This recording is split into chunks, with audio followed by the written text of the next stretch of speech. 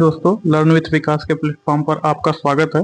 दोस्तों, आज हम लोग जो है पिछली क्लास में क्वेश्चन नंबर 40 तक छूट गया, हम लोग किए थे वनस्पति विज्ञान। तो आज जो है क्वेश्चन नंबर 41 हम लोग देखेंगे। तो इसमें पूछ रहा है निम्नलिखित में कौन सा तना है। तो इसमें हमें तना पूछ रहा है, तो निम्नलिखित में कौन सा तना है। तो इसमें जो दोस्तों अदरक है, अदरक एक तना है, जो कि इसका ऑप्शन बी सही होगा। तो प्रकंद मोटा फैला हुआ भूमिगत तना है। इसमें कक्षस्य एवं अग्रस्य कलिकाएं भी पाई जाती हैं। यह तना शाखा युक्त तथा शाखा रहित भी हो सकता है। इस प्रकार का भूमिगत तना हल्दी, अदरक, केला, फर्ण आदि पौधों में पाया जाता है। प्रकंद भूमिगत तने तने का एक रूप होता है। तो पूछ रहा है कि लौंग क्या है। तो लौंग पूछ रहा है कि तो लौंग एक सूखा फल है। तो इसका ऑप्शन डी होगा, एक सूखा फल। लौंग कुल के यूजीनिया कैरियोफाइलेटा नामक मध्यम कद वाले सदाबहार वृक्ष की सूखी हुई पुष्प कलिका है। लौंग को इसके सुरुचिकर स्वाद और गर्म प्रकृति के कारण भोजन में मसाले के रूप में प्रयोग किया जाता है। तो जो लौंग है, इसको जो है मसाले के रूप में प्रयोग किया जाता है। तथा यह जो है सदाबहार वृक्ष की सूखी हुई पुष्प कलिका है। सूखी पुष्प कलिकाओं के वाष्प आसवन से प्राप्त वाष्पशील तेल के मुख्य अवयव यूजीनॉल, जिसकी मात्रा 79 से 90% है, यूजीनॉल एसीटेट तथा कैरियोकिलीन है। यह तेल जीव वैज्ञानिक अध्ययनों में क्लियरिंग एजेंट व स्थापना माध्यम के रूप में प्रयोग किया जाता है। नेक्स्ट क्वेश्चन, लाइकेन सबसे अच्छे सूचक होते हैं। तो लाइकेन सबसे अच्छे सूचक होते हैं वायु प्रदूषण के। तो इसका ऑप्शन ए सही होगा। तो जो है लाइकेन लाइकेन थैलियोफाइटा प्रकार की वनस्पति है, जो कवक तथा शैवाल दोनों से मिलकर बनी होती है। तो जो लाइकेन होता है, यह कवक एवं शैवाल दोनों से मिलकर बना होता है। इसमें कवक तथा शैवालों का संबंध परस्पर सहजीवी जैसा होता है। कवक मंडल खनिज, लवण, विटामिन आदि शैवाल को देता है और शैवाल प्रकाश संश्लेषण की क्रिया द्वारा कार्बोहाइड्रेट का निर्माण कर कवक को देता है। कवक तथा शैवाल के बीच इस तरह के सहजीवी संबंध को हेलोटिज्म कहते हैं। तो जो कवक और शैवाल होता है, उसके बीच जो सहजीवी संबंध होता है, उसे जो है हेलोटिज्म कहते हैं। लाइकेन शब्द का सर्वप्रथम प्रयोग ग्रीक दार्शनिक थियोफ्रेस्टस ने किया था। तो जो दोस्तों लाइकेन शब्द है, इसका सर्वप्रथम प्रयोग जो है थियोफ्रेस्टस ने किया था। लाइकेन वायु प्रदूषण का संकेतक होता है। तो वायु प्रदूषण का अगर हमें मेजरमेंट करना हो, तो उसके लिए जो है लाइकेन उसका जो है संकेतक होता है। यह बताता है कितना वायु प्रदूषण हुआ है, कितना नहीं हुआ है। तो हवा में सल्फर डाइऑक्साइड की मात्रा का सूचक क्या है। तो हवा में पूछ रहा सल्फर डाइऑक्साइड या प्रदूषण जो भी होता है, उसका सूचक क्या है। तो वह लाइकेन है। तो इसका ऑप्शन भी सही होगा, लाइकेन।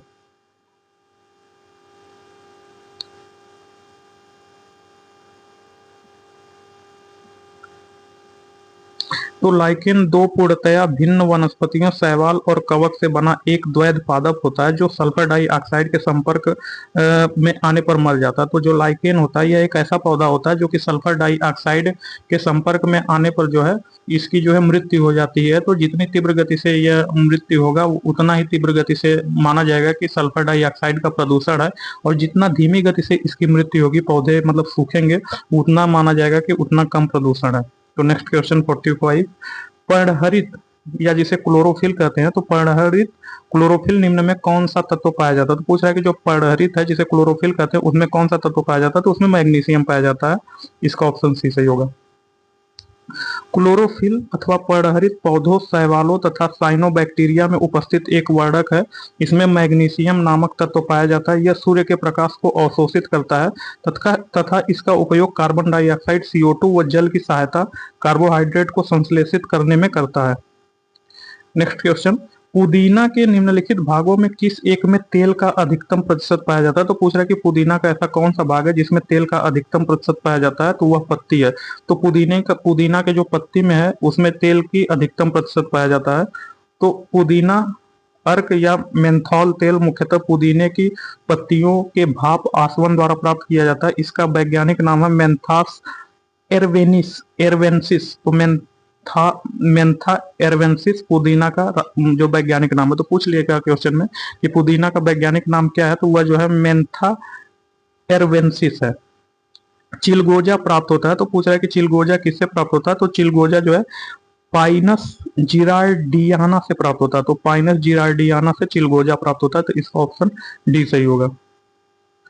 चिलगोजा पाइन के पेड़ के बीज होते हैं जिसका वैज्ञानिक नाम पाइनस जिरार्डियाना होता है। चिलगोजा मेवे के रूप में प्रयुक्त किया जाता है। इसकी तासीर गर्म होती है। तो जो चिलगोजा होता है यह गर्म प्रकार का होता है, यह धातुवर्धक होता है तथा भूख को बढ़ाता है। तो यदि किसी को भूख नहीं लगता है तो उसमें जो है चिलगोजा का यूज किया जाता है। चिलगोजा खाने से जो है यह धातुवर्धक होता है तथा हमारी भूख को बढ़ाता है और हमें खाना अच्छा लगता है।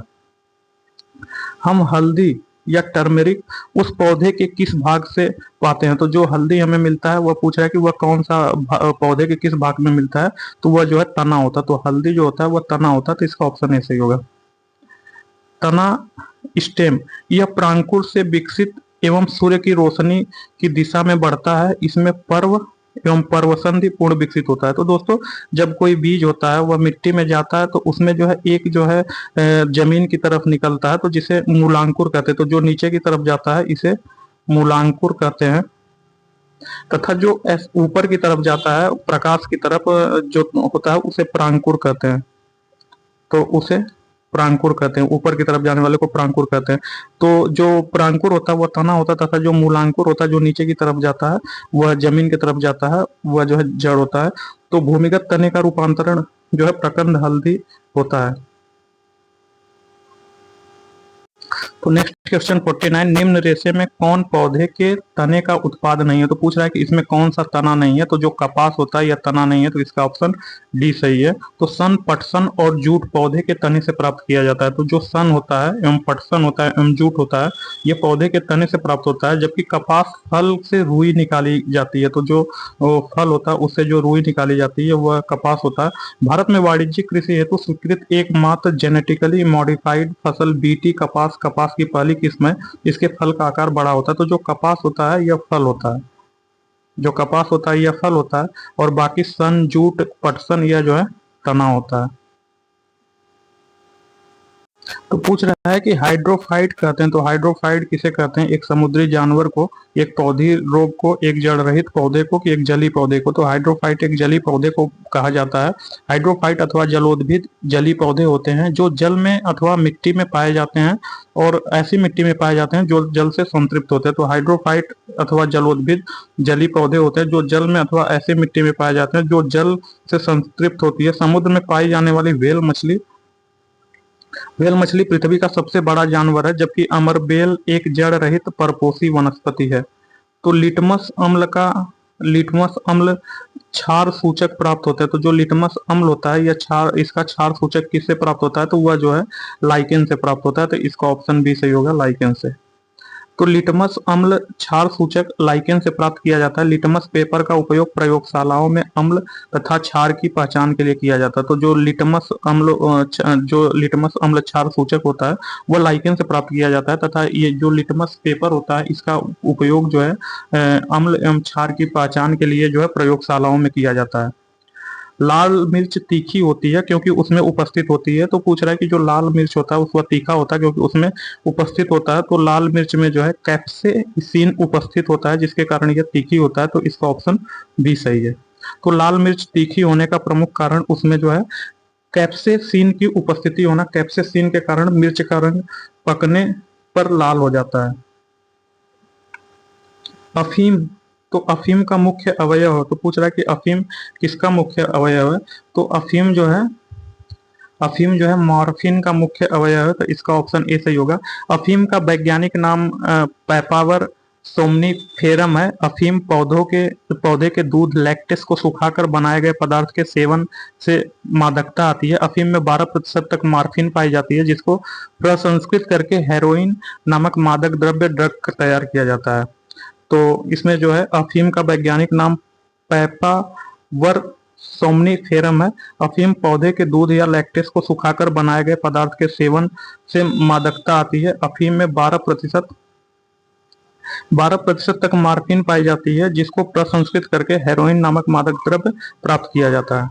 तो नेक्स्ट क्वेश्चन पूछ रहा है कि अफीम पोस्ता पौधे के किस भाग से प्राप्त होता है। तो जो अफीम पोस्ता होता है यह पौधे के अधपके फल से प्राप्त होता है, तो इसका ऑप्शन सी सही होगा। तो अफीम पोस्त पौधे के अधपके फल से प्राप्त होता है। इसमें मार्फिन व कोडीन नामक दवाइयां प्राप्त की जाती हैं जो दर्द निवारक होता है। तो जो अफीम पोस्त होता है इससे मार्फिन व कोडीन नामक दवाइयां प्राप्त होती हैं जो कि दर्द निवारक होता है। तो यह जो है अधपके फल से जो है अफीम प्राप्त किया जाता है। तो इसमें जो है सूची एक को सूची दो से सुमेलित करना है। अफीम है, हींग है, रबर है और जो है रबर है, कुनैन है। तो जो अफीम होता है, अफीम एक अधपका फल होता है, तो इसका जो है ए का फल होगा, मतलब ए का 3 होगा। हींग हींग जो है जड़ होता है, तो बी का जो है 2 होगा।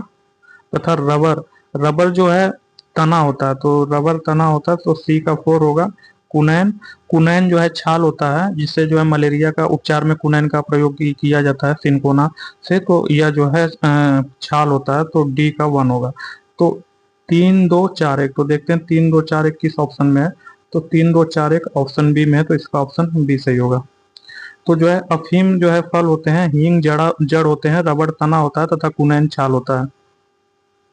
निम्नलिखित में से कौन परजीवी पादप है। तो पूछ रहा है कि ऐसा कौन सा पादप है जो कि परजीवी है। तो जो है गोल्डन राइस जो है परजीवी पादप है, तो इसका ऑप्शन सी सही होगा। गोल्डन राइस परजीवी पादप है। इसमें विटामिन ए तथा जैव संश्लेषी बीटा कैरोटीन की उपस्थिति होती है।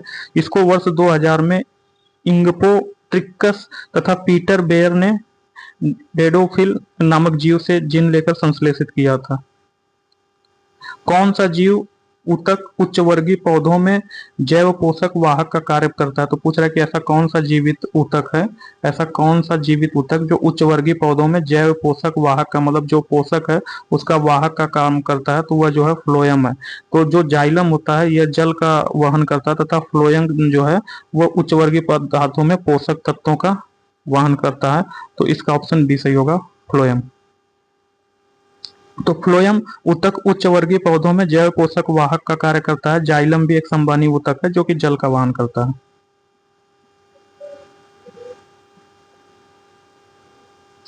नोस्का पिन किससे प्राप्त होता है। तो पूछ रहा है कि नोस्का पिन जो है यह किससे प्राप्त होता है। तो नोस्का पिन जो है पोस्ता या पॉपी से प्राप्त होता है। तो नोस्का पिन पोस्ता पॉपी से प्राप्त किया जाता है। इसको अन्य नामों जैसे नार्कोटीन, नाक्टोडेन, नॉसबेन, एनारोक्टिन तथा आर्चेक ऑप्लेन से भी जाना जाता है। यह पैपावेरे फैमिली के पौधे से प्राप्त किया जाता है। नोस्कापिन मस्तिष्क में खांसी केंद्र की गतिविधि को कम करता है, जो व्यक्ति में खांसी आने का कारण होता है। यह कम रिफ्लेक्स को दबाता है, यह जो कफ होता है उसके रिफ्लेक्स को दबाता है। तो नील हरित शैवाल का उपयोग नत्रजन जो नाइट्रोजन होता है आपूर्ति हेतु किया जाता है। तो जो नील हरित शैवाल होता है इसका उपयोग जो नाइट्रोजन होता है उसकी आपूर्ति के लिए किस में किया जाता है। तो वह धान में किया जाता है, तो वह धान को, तो इसका ऑप्शन सी सही होगा। जो नील हरित शैवाल का उपयोग धान को नाइट्रोजन आपूर्ति हेतु किया जाता है, जो निम्न श्रेणी के पादप होते हैं जिन्हें साइनोबैक्टीरिया भी कहा जाता है। यह एक कोशिकीय जीवाणु है। इस जीवाणु को धान की फसल के लिए वायुमंडलीय नाइट्रोजन को भूमि में संस्थापित करने के उद्देश्य से उपयोग में लाया जाता है। यह शैवाल प्रकाश संश्लेषण से ऊर्जा ग्रहण करके वायुमंडलीय नाइट्रोजन का भूमि में स्थिरीकरण करता है, जिससे धान की फसल की उत्पादकता में लगभग 20% वृद्धि होती है। तो नेक्स्ट क्वेश्चन, निम्नलिखित में कौन सा विश्व का सबसे बड़ा पुष्प है। तो पूछ रहा है कि ऐसा कौन सा जो विश्व का सबसे बड़ा पुष्प है। तो रेफ्लेसिया जो है विश्व का सबसे बड़ा पुष्प है, तो उसका इसका ऑप्शन सी सही होगा। रेफ्लेसिया एक परजीवी किस्म का पुष्पीय पौधा है जिसकी 28 प्रजातियां पाई जाती हैं। यह विश्व का सबसे बड़ा पुष्प है। इंडोनेशिया, मलेशिया, जावा, सुमात्रा, बोर्नियो प्रायद्वीप में यह पाया जाता है। तो निम्नलिखित में कौन सा पादप रेशा तने से प्राप्त किया जाता है। तो इस पूछ रहा है कि इसमें कौन सा पादप रेशा जो तने से प्राप्त किया जाता है। तो जो कपास होता है यह फल से प्राप्त किया जाता है, तथा जो है पटसन होता है, जो पटसन या जो पटसन होता है, तो जो सन या पटसन होता है यह तना से प्राप्त होता है। तो यही जो है तना से प्राप्त होता है, तो इसका ऑप्शन सी सही होगा। तो सन, पटसन, पेटुआ आदि के तने से रेशा प्राप्त कर वस्त्र एवं बोरी का निर्माण किया जाता है। तो इससे जो है सन एवं पटसन से जो वस्त्र एवं बोरी का निर्माण किया जाता है। सनई पैपिलियोनेटी पादप कुल से संबंधित है। तो पूछ रहा है कि कट्टू का आटा प्राप्त होता है। तो जो कट्टू का आटा प्राप्त होता है वह जो फाइगोपाइरस पाइरम से प्राप्त होता है। तो जो कट्टू का आटा होता है वह फैगोपाइरम से प्राप्त होता है। तो इसका ऑप्शन बी सही होगा।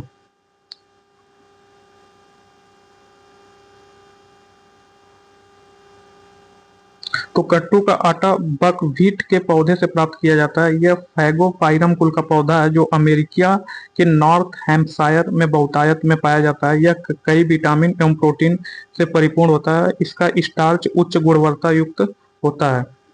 तो बीजों के प्रकीर्णन का सेंसर विधि पाई जाती है। तो जो बीज होते हैं इनके प्रकीर्णन की सेंसर विधि किसमें पाई जाती है? तो वह पोस्ते में पाई जाती है। तो इसका ऑप्शन बी सही होगा।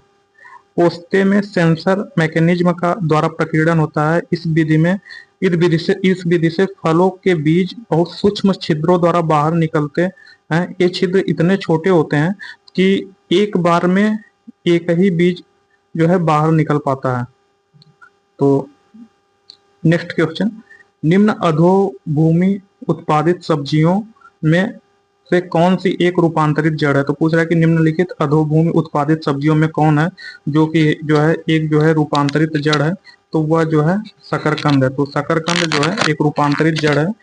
तो इसका ऑप्शन जो है बी सही होगा।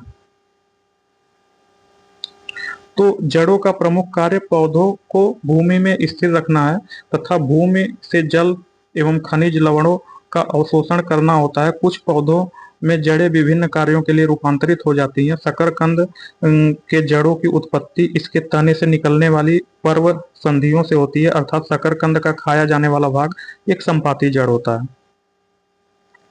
तो सहतूत का फल है। तो पूछ रहा है कि सहतूत का फल क्या है? तो सहतूत का फल जो है सोरोसिस है। तो इसका ऑप्शन ए सही होगा, सोरोसिस। फल तीन प्रकार के होते हैं। एक संग्रंथि फल, कंपोजिट फ्रूट्स को जो है संग्रथित फल दो प्रकार के होते हैं। एक साइकोनियम, उदाहरण अंजीर बरगद आदि। दूसरा जो है सोरोसिस, उदाहरण कटहल अनानास सहतूत आदि। दूसरा जो है पुंज फल, तो एग्रीगेट फ्रूट्स, इसमें जो है समूह फल भी कहते हैं। तथा सरस फल, सक्यूलेंट फ्रूट्स, इसे एकल फल भी कहते हैं। तो जो सरस फल होता है, जो पुंज फल होता है, इसमें आम अमरूद आते हैं क्योंकि एक पेड़ में जो है एक से अधिक फल होते हैं। तो इसे जो है पुंज फल या एग्रीगेट फ्रूट्स कहते हैं। तो नेक्स्ट क्वेश्चन, निम्नलिखित पादपों में से किसका संग्रह अंग तना होता है? तो पूछ रहा है कि निम्नलिखित में से किसका संग्रह अंग तना होता है? तो वह जो है शकरकंद का होता है। तो शकरकंद जो है इसका संग्रह अंग जो है तना होता है। तो जो गन्ना होता जो शकरकंद का संग्रह अंग तना होता है, जबकि शकरकंद अपस्थानिक जड़ों के रूपांतरण से होता है।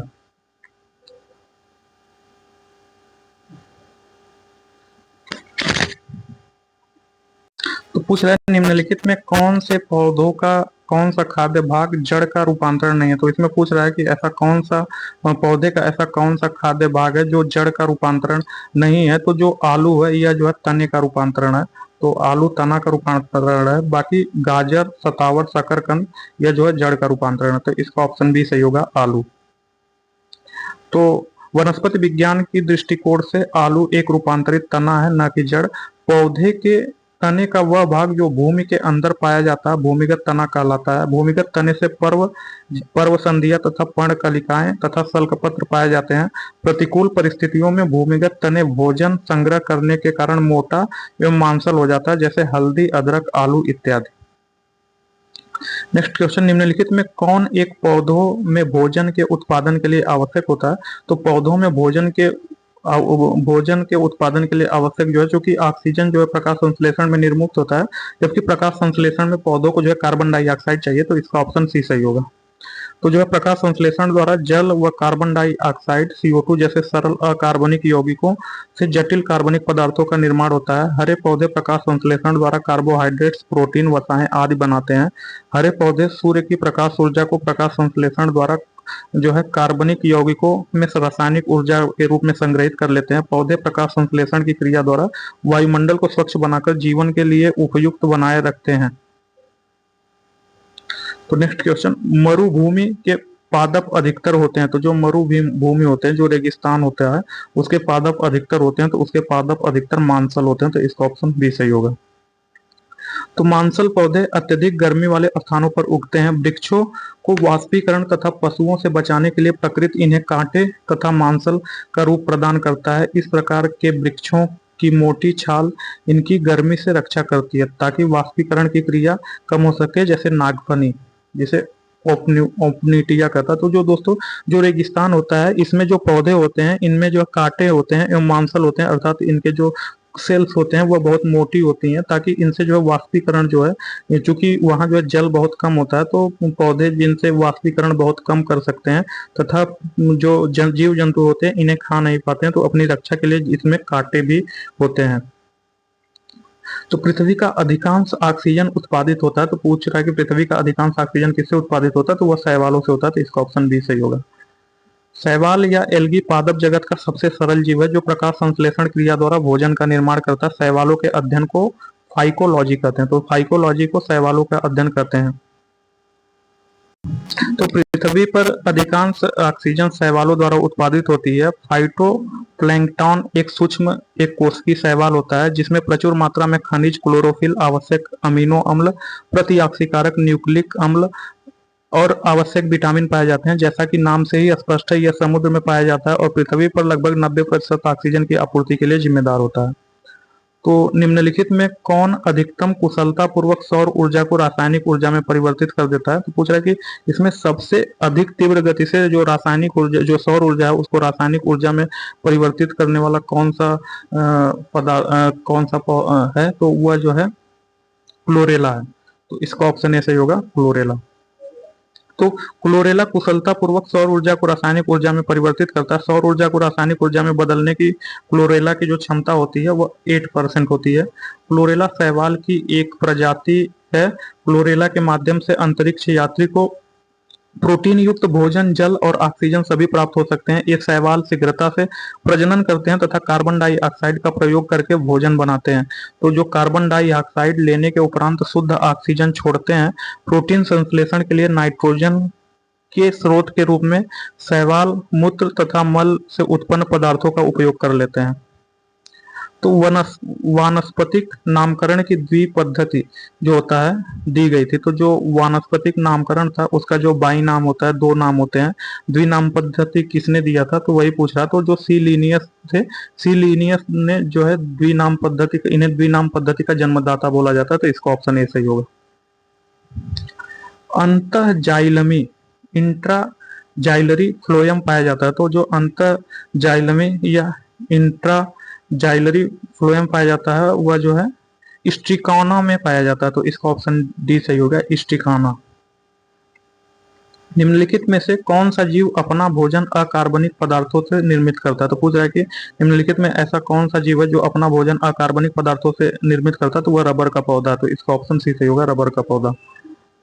रबर का पौधा अपना भोजन अकार्बनिक पदार्थों से निर्मित करता है। उल्लेखनीय है कि रबर के वृक्ष भूमध्य रेखीय सदाबहार वनों में पाए जाते हैं। यह उष्णकटिबंधीय पौधा है। तो जो रबर होता है यह भूमध्य रेखीय सदाबहार वन में पाया जाता है तथा यह एक उष्णकटिबंधीय पौधा है।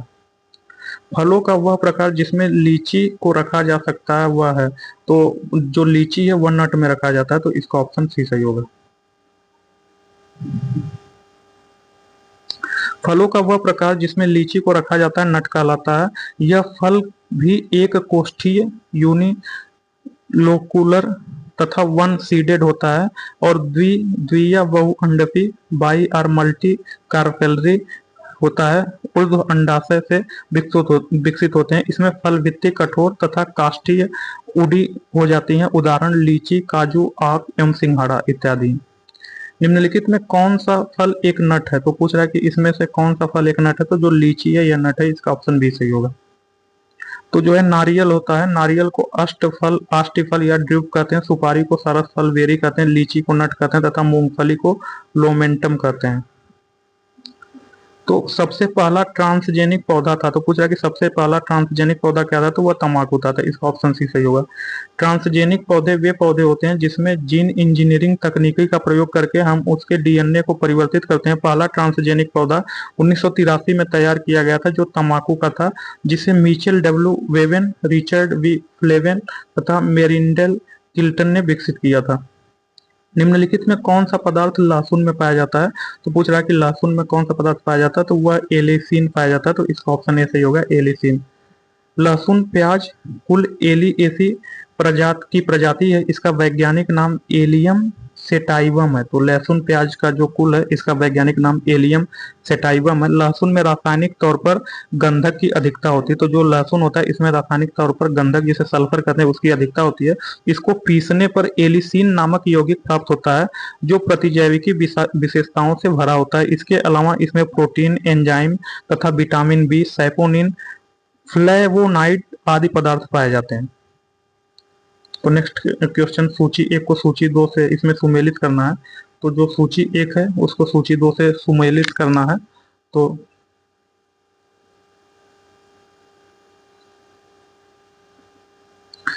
तो इसमें जो है अवलंब मूल, जो अवलंब मूल होता है, अवलंब मूल किस में पाया जाता है, तो अवलंब मूल जो है बरगद में पाया जाता है, तो ए का जो है 4 होगा। तथा अवस्तंभ मूल, जो अवस्तंभ मूल होता है यह मक्का में पाया जाता है, तो बी का 3 होगा।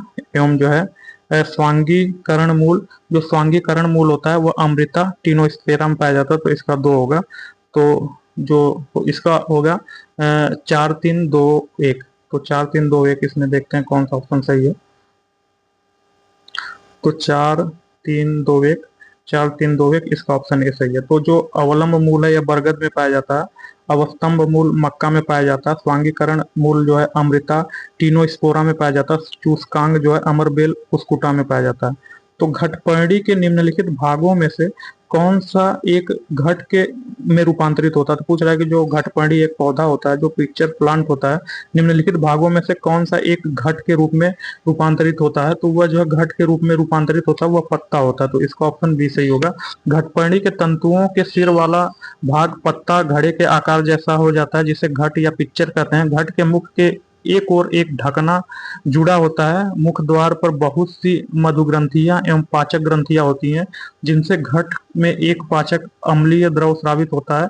इस द्रव में पड़ने वाला कीट पहले डूब जाता है और तदुपरांत पचा लिया जाता है। तो जो पौधे होते हैं या जो है नाइट्रोजन की कमी को पूरा करने के लिए जो जीव जंतु होते हैं उसमें नाइट्रोजन पाए जाते हैं, तो उनको करने के लिए जो है यह घट के जैसे आकार ले लेते हैं और उसमें जैसे ही कीड़े आते हैं वह बंद हो जाते हैं। तो घटपर्णी के तंतुओं के सिर वाला भाग पत्ता घड़े के आकार जैसा हो जाता है जिसे घट या पिक्चर कहते हैं। घट के मुख के एक और ढकना जुड़ा होता है। मुख द्वार पर बहुत सी मुख ग्रंथियां एवं पाचक ग्रंथियां होती है जिनसे घट में एक पाचक अम्लीय द्रव स्रावित होता है। इस द्रव में पड़ने वाला कीट पहले डूब जाता है तदुपरांत पचा लिया जाता है।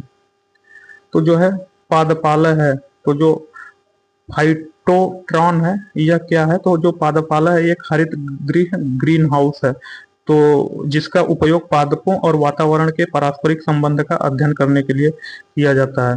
तो जो पादपाला है यह पूछ रहा है कि यह क्या है, तो यह जो है नियंत्रित दशा में पादपों का विकास होता है इससे, तो इससे जो है नियंत्रित दशा में पादपों का विकास होता है, तो इसका ऑप्शन सी सही होगा।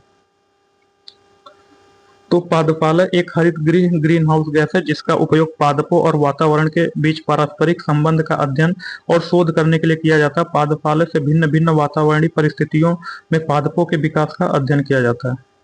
निम्नलिखित कथनों में विचारों पे देखना है कि एक कथन ए एवं कारण आर दिए गए हैं, तो इसमें देखना है कौन सा सही है। तो जो है कुस्कुटा अमरबेल परजीवी अमृत आवृत बीजी का एक उदाहरण है, तो इसका जो है कथन ए सही है तथा कारण आर, यह पोषी पौधों की भित्तियों में अपना पोषण प्राप्त करता है, तो यह जो है ये गलत है। तो कुस्कुटा अमरवेल परजीवी आवृत्त बीजी का एक उदाहरण, यह पोषक पौधों के तने से भोज्य पदार्थ व खनिज लवण प्राप्त करता है, तो यह पोषी पौधे के पत्तियों से नहीं, यह तने से जो है प्राप्त करता है, तो जो है कारण आर जो है गलत है। तो इस जो है ये सही है एवं आर गलत है, तो इसका ऑप्शन डी सही होगा।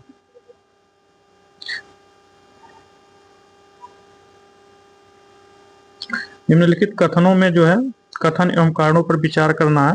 तो जो है कवक मूल संगुणन जो है परजीविता का एक उदाहरण है। तो पूछ रहा है कि जो कवक मूल संगुणन है यह परजीविता का एक उदाहरण है। तो कवक मूल उच्च किस्म के पौधों की जड़ों में सहजीवी के रूप में पाए जाते हैं। इस सहचर को कवक मूल या माइकोराइजा कहते हैं। अतः स्पष्ट है कि कवक मूल संगुणन परजीविता का उदाहरण नहीं है। तो जो कथन ए है एक जो है गलत है। फिर यह एक पौधे के जड़ और एक कवक के बीच का एक प्रकार संगुणन होता है, तो इसका कारण बी सही है। तो कथन ए गलत है, कारण बी सही है। तो ए गलत है और आर सही है, तो इसका ऑप्शन डी होगा। निम्नलिखित में कौन सा कथन सही नहीं है? तो पूछ रहा है कि निम्नलिखित में कौन सा कथन सही नहीं है। तो जो है गेरुई, जो गेरुई होता है यह गेहूं में पाया जाने वाला रोग होता है। तो हाँ, गेरुई गेहूं में पाया जाने वाला रोग होता है, यह सही है। अगैती झुलसा आलू में पाया जाने वाला रोग है, तो ये भी सही है। जो अगैती झुलसा या आलू में पाया जाने वाला रोग है। झूठा कंड या फाल्स स्मर्ट जौ में पाया जाने वाला रोग है, तो ये गलत है। जो झूठा कंड होता है, फाल्स स्मर्ट होता है, इसका संबंध जो है धान के फसल से होता है। तो यह जो है धान में पाया जाने वाला रोग है, न कि जो है जौ में पाया जाता है। जो खैरा है यह धान में पाया जाने वाला रोग है। तो हाँ, खैरा धान में पाया जाना। तो इसका जो सी है झूठा कंड या फाल्स स्मट, यह जौ में नहीं पाया जाता, यह धान में पाया जाता है। तो इसका ऑप्शन सी होगा, यही सही होगा। तो फफूंदी जनित झूठ कंड फाल्स स्मट का संबंध धान के फसल से है, न कि जौ है। तो इसका ऑप्शन सी सही होगा। धान की फसल में खैरा जो रोग होता है निम्नलिखित में किसकी कमी के कारण होता है? तो वह जिंक की कमी के कारण होता है। तो इसका ऑप्शन बी सही होगा। तो खैरा रोग धान में लगने वाला एक रोग है। इसमें पत्तियों पर हल्के पीले रंग के धब्बे बन जाते हैं। तो जो खैरा रोग होता है इसमें पत्तियों पर जो है हल्के पीले रंग के धब्बे बन जाते हैं और बाद में कत्थई रंग के हो जाते हैं। पौधा बौना रह जाता है और विकास कम होता है। यह रोग मिट्टी में जस्ते की कमी के कारण होता है। जिंक एक सूक्ष्म पोषक तत्व है, पौधों को इसकी सूक्ष्म मात्रा में आवश्यकता होती है। जो खैरा रोग होता है इस रोग के कारण जो है जो पेड़ पौधों की जो पत्तियां होती हैं वो पीले रंग की हो जाती हैं तथा इन पत्तियों पर पीले रंग के धब्बे पड़ जाते हैं और बाद में जो कि कत्थई रंग के हो जाते हैं। पौधों को पराबैंगनी विकिरण से होने वाली हानि से बचाने वाला वर्णक कौन है? तो वह जो है कैरोटीनाइड है। जो कैरोटीनाइड है यह पौधों के पराबैंगनी विकिरण से होने वाले हानि से बचाने वाला एक वर्णक है। तो कैरोटीनाइड में पाया जाने वाला एक प्रकार का वर्णक है। तो कैरोटीनाइड जो है कि पौधे में पाया जाने वाला एक प्रकार का वर्णक है जो पौधों के पराबैंगनी विकिरण से आने वाली हानि, पराबैंगनी विकिरण से होने वाली हानि से बचाता है। यह प्रकाश संश्लेषण से संबंधित प्रकाश तंत्र की प्रत्यक्ष रूप से सुरक्षा करता है। तो इसमें जो है सूची एक को सूची दो से मिलान करना है। तो जो तर्क रूप है, तर्क रूप जो है मूली से है, तो इसका ऑप्शन ए का 2 होगा। फिर जो है कुंभी रूप, जो कुंभी रूप होता है वो सलजम होता है, तो जो है बी का 3 होगा। एवं शंकु रूप जो होता है, शंकु रूप जो होता है वह गाजर होता है, क्योंकि गाजर शंकु रूप में होता है। तो सी का जो है 1 होगा। कंदिल, जो कंदिल होता है वह डहेलिया होता है, तो जो है डी का 4 होगा। तो 2 3 1 4, तो 2 3 1 4 इसका ऑप्शन बी सही होगा। 2 3 1 4। तो जो है तर्क रूप जो है मूली होता है, कुंभी रूप सलजम होता है, शंकु रूप गाजर होता है, कंदिल जो है डहेलिया होता है। तो सूची एक को सूची दो से सुमेलित करना है। तो इसमें ब्राह्मी होता है, सदाबहार होता है, पुदीना होता है एवं तुलसी होता है तथा इससे जो रोग होते हैं उसे दूर करने वाला जो संबंधित विकार होता है वह मिलान करना। तो जो ब्राह्मी होता है, जो ब्राह्मी होता है, यह मस्तिष्क एवं टॉनिक से संबंधित होता है। तो ए का जो है 4 होगा। तथा सदाबहार, सदाबहार जो है मधुमेह दूर करने वाला होता है। जो मधुमेह रोग होता है उसको दूर करने वाला जो है सदाबहार होता है। तो बी का 1 होगा। तथा पुदीना होता है, पुदीना वातहर जो कफ होता है उससे निदान करने के लिए पुदीना का होता है। तो सी का जो है 2 होगा। तुलसी, तुलसी जो है कापोत्सारक होता है, तो जो कफ होता है एवं पित्त होता है उसके लिए तुलसी का प्रयोग किया जाता है। तो डी का 3 होगा। तो 4 1 2 3, तो 4 1 2 3 इसका ऑप्शन बी सही होगा। 4 1 2 3। तो ब्राह्मी मस्तिष्क टॉनिक, सदाबहार मधुमेह दूर करने वाला, पुदीना वातहर तथा तुलसी कफोत्सारक होता है। पर्णहरित में मुख्य तत्व होता है, तो जो पर्णहरित होता है उसमें जो है मैग्नीशियम पाया जाता है। तो इसका ऑप्शन डी सही होगा। पर्णहरित का मुख्य तत्व मैग्नीशियम होता है। पर्णहरित हरित लवक एक प्रोटीन युक्त जटिल रासायनिक यौगिक है। यह वर्णक पत्तों में हरे रंग का कारण होता है। यह प्रकाश संश्लेषण का मुख्य वर्णक है। इसे फोटोसिंथेसिस पिगमेंट भी कहते हैं। नेक्स्ट चैप्टर जो है जीवाणु, विषाणु एवं कवक। तो जो है इस चैप्टर को जो है हम लोग दोस्तों नेक्स्ट क्लास में पढ़ेंगे, जिसमें हम जो है जीवाणु, विषाणु एवं कवक पढ़ेंगे। तो थैंक यू, बाय।